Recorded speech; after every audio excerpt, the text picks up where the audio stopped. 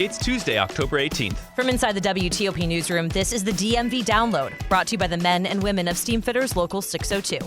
Get an estimate and learn more at steamfitters-602.org. Today, we are learning more about a quadruple killing inside a home in Prince William County. Police arrested a man who called 911 after the shooting happened. WTOP's Neal Augenstein has the details. It did make sense that neighbors wouldn't have heard the shooting, given what the evidence was that they found. And this incident is just the latest, unfortunately, in a string of mounting domestic violence cases in our region. We talked to Montgomery County Assistant State's Attorney Debbie Feinstein about the types of resources there are in our region for victims of domestic violence and tips on how to have a conversation with someone in your life who may be in a dangerous situation. And really, the statement is, I'm worried about you. How can I help? And that's really the opening line. Thanks for joining us. I'm Luke Garrett. And I'm Megan Cloherty. Prince William County Police found 4 people dead on Monday night in what Chief Peter Newsham has called a senseless act. The 3 family members and a tenant who lived in the basement were all shot and killed. Newsham says police arrested the man who initially called police to report the shooting, and his motive is still unclear. WTOP's Neal Augenstein joins us now to really help us understand this story and fill in the gaps. Neal, thanks for being here. My pleasure. Now, we are really at the very beginnings of this investigation, but lay out the facts for us here. Where and when did this happen?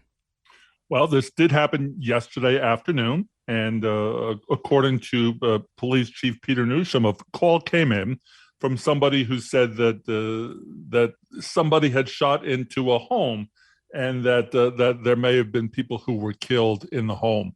By the time police got there and they saw the 4 victims, they later realized that the person who called and said that someone may have been shot was actually the suspect. And again, it's early, but tell us, Neal, what we know about the suspect and that he did live there, correct?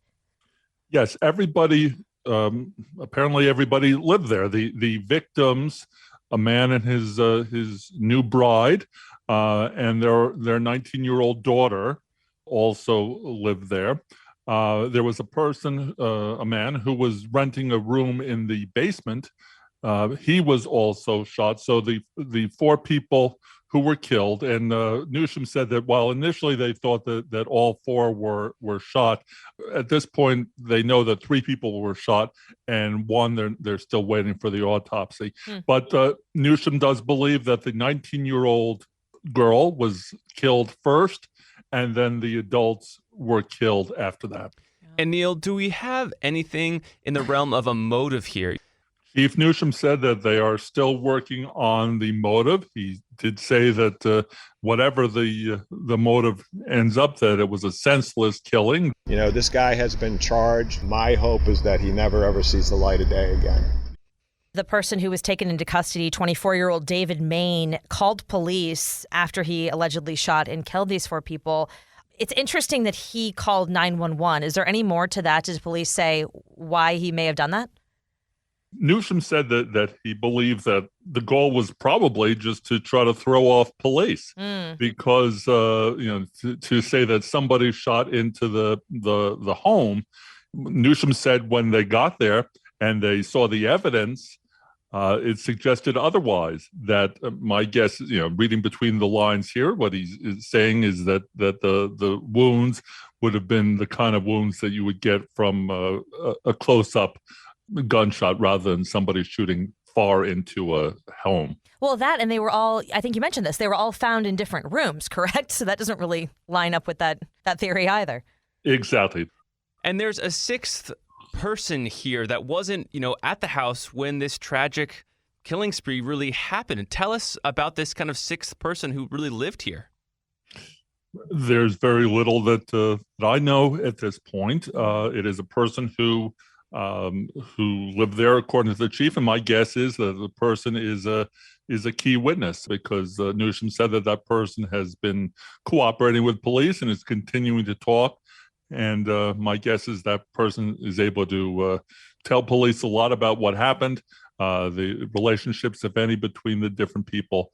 And, I think that sort of information will come out later as the case progresses. Can you describe the neighborhood for us where this happened, Neal? Because we don't hear a lot out of Prince William County as far as homicides. I'm interested to see if the houses are close together or if neighbors heard anything possibly. The home where the shooting happened is a relatively quiet neighborhood. Neighbors did not report hearing gunshots, and Newsom was asked that. And while Newsom wasn't willing to talk about the kind of gun that was recovered, he did say that it did make sense that neighbors wouldn't have heard the shooting, given what the evidence was that they found. That's interesting. Interesting, yeah. Now, Maine is in custody. What charges does he face, and what's next for him in this case? He faces 4 counts of second-degree murder.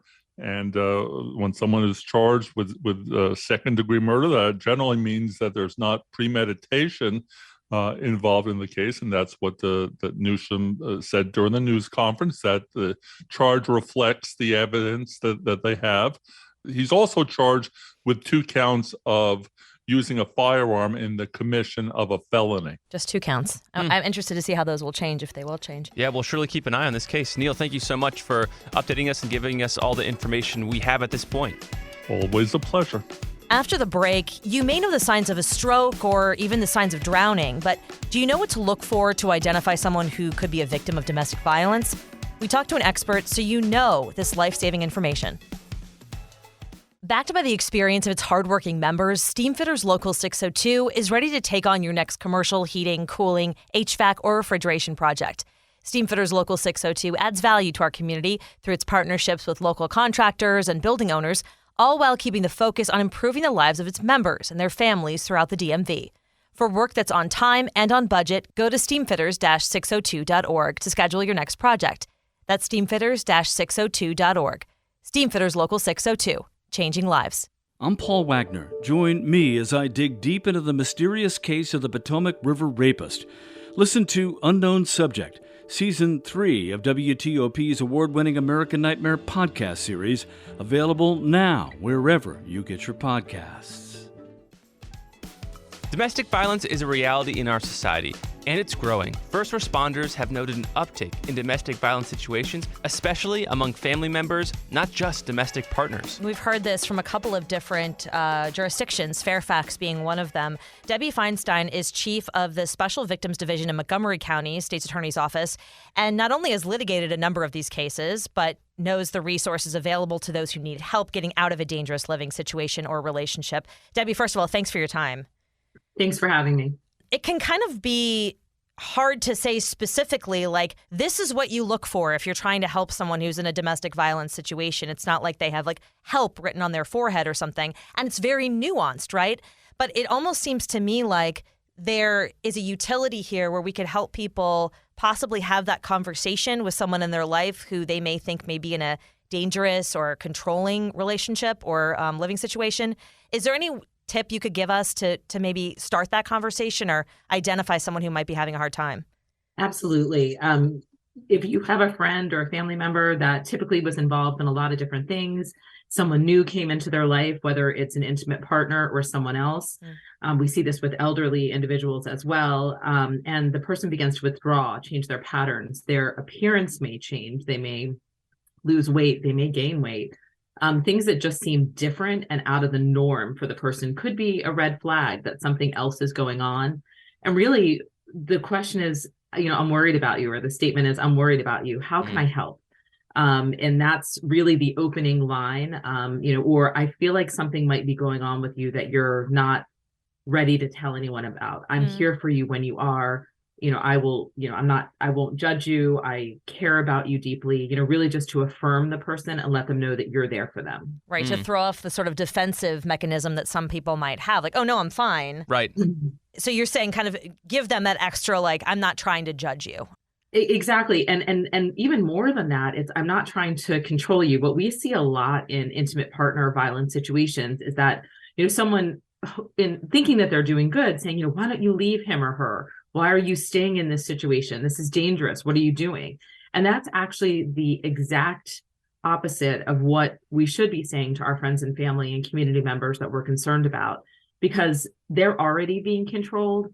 We shouldn't be the ones to sort of add to that control piece, but instead say, look, we're here for you. We're going to walk beside you. We're going to support you. We're going to hold you up, rather than we're going to tell you what to do and what we think is right. Now, shifting from kind of the outside perspective of seeing someone who might be struggling with someone, sometimes it's hard to see personally if you're in a controlling, relationship. What are some signs that, you can kind of self-reflect with? Absolutely. That's a great question. And domestic violence comes in all forms. It's not only sort of the physical, which is the thing that we think about a lot with domestic violence. It also can be emotional. It can be financial. It can be sexual. It can be psychological. There's lots of different ways that it can happen. And I think, again, it's a power and control dynamic. So if one partner is exerting sort of more power and control over the other one, it may be subtle. I remember talking to a woman whose husband used to leave her a daily allowance on the top of her toilet, or a weekly allowance on the top of her toilet seat. And that was the money that she had to spend. He picked out all of her clothes for her. She didn't view herself as someone in a power and control dynamic, but she absolutely was. And ultimately, something more dramatic and physical happened, and she was able to extract herself from the situation. But there were those little signs before that. And as far as resources go, so let's say, whether you're a potential victim or you're seeing someone who is being, hurt or victimized, what are the resources you can look towards, to possibly fix or keep this from getting violent? So in Montgomery County, we're really fortunate to have the Family Justice Center, which is a one-stop shop for victims of domestic violence. And again, it is free, it's confidential, it's immigration blind. You can call, you can walk in. Even if you want to be anonymous and call and get advice, whether that's for yourself or for a friend that you're worried about, you can do that too. We also have the Crisis Center through our Health and Human Services Department, the Abused Persons Program. We have many, many free resources here in Montgomery County, and I know that our surrounding jurisdictions do as well. And it can even start out with a call to 911 and just saying, I don't have an emergency, but I need help. Where do I go? And seek services that way. Or in Montgomery County, we have 311. Same thing. You call and you say, this is the kind of help I'm looking for. You don't even have to say who you are. Getting back to that psychology of this, I know from my reporting on domestic violence over the years that I've heard, domestic violence victims may often feel they either won't be believed, they may feel they've brought the abuse on themselves, or that nothing can be done. What's the point of going to get help if this person's still going to remain in my life? Can you talk about what resources there really are to, I guess, just to start on that path? Because you can start in a number of different ways. That's a great question. So really the first step is someone making a decision that they want things to change. There's a statistic, I think it's either seven episodes of physical abuse or 10 episodes of physical abuse before someone is even ready to leave. Wow. It's really hard. Someone's being controlled. They may feel ashamed. As you were saying, they may feel it's like their fault or they brought this on themselves. And there's a lot of embarrassment that goes along with it. And there can be cultural reasons that people don't want to reveal what happened. Again, the fear of not being believed. And so really the first step is saying, I'm ready to make a change. I may not know what that change is, but I'm ready to make a change. And then to start thinking about safety planning. It can be very dangerous for a victim of domestic violence to decide to make a decision to leave a relationship and to act on that decision. So to work with experts and to work with therapists and resource providers, and to think about what is that going to look like. In Montgomery County, we have access to free housing, for other free services, food, programs for kids, all sorts of ways to wrap services around someone that's ready to leave. But it really starts with that safety planning, so that someone doesn't have to feel afraid, or they probably still will feel afraid, but at least can feel like they have a plan, right. And how to try to stay as safe as possible. And I'd imagine a major barrier, in making that first step is kind of this feeling of being trapped and, hopeless about the situation. From your experience, do these steps towards getting away from a domestic violence situation, work? Is there, hope, in other words? Absolutely. I've seen it many, many times over the course of my career. I've been in this work for well over 20 years at this point, and I have seen many women, men, children, others that have been impacted by domestic violence come out on the other side and lead lives that are free of fear. But, it may take them taking the first step. It may take a friend or a family member or a neighbor saying, hey, are you okay? And helping them take that first step along the way so that they can feel supported. But there's absolutely hope. And there are so many resources and so many people that want to help. that can help, change that. It's really important information. I mean, when you talk about this is everywhere. Mm-hmm. I mean, this is your neighbor. This is your friend. I mean, this can happen to anybody. So just being armed with those tools, Debbie, I think is so important to share with people. Chief Assistant State's Attorney for Montgomery County, Debbie Feinstein, thank you so much for your time. We appreciate it. Thank you. And before we go, out of nowhere, King's Dominion has announced that they are open year-round now, which is kind of insane. Okay, I literally am wrapping my brain around that, and the wheels are turning slowly today. Wait, so you can go on a roller coaster in January? I guess so. You better bundle up though, because that's cold. I mean, that's ice cold. I think they said weekends, or I saw somewhere weekends in January, February, March. What could go wrong?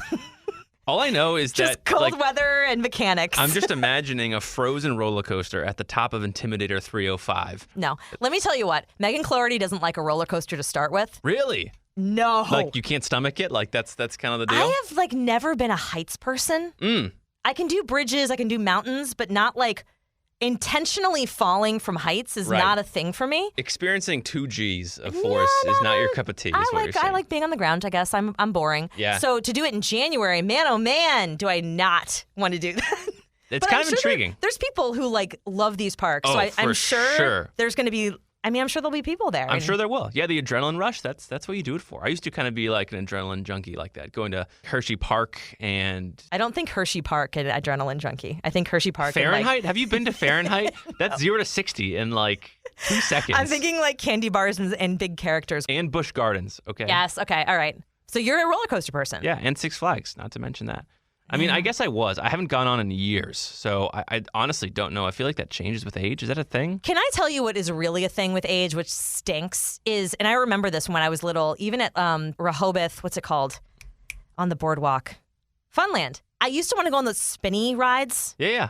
And my parents would be like, why don't you go by yourself and we'll be here watching you? And I was like, why don't you guys want to do it? And it's true.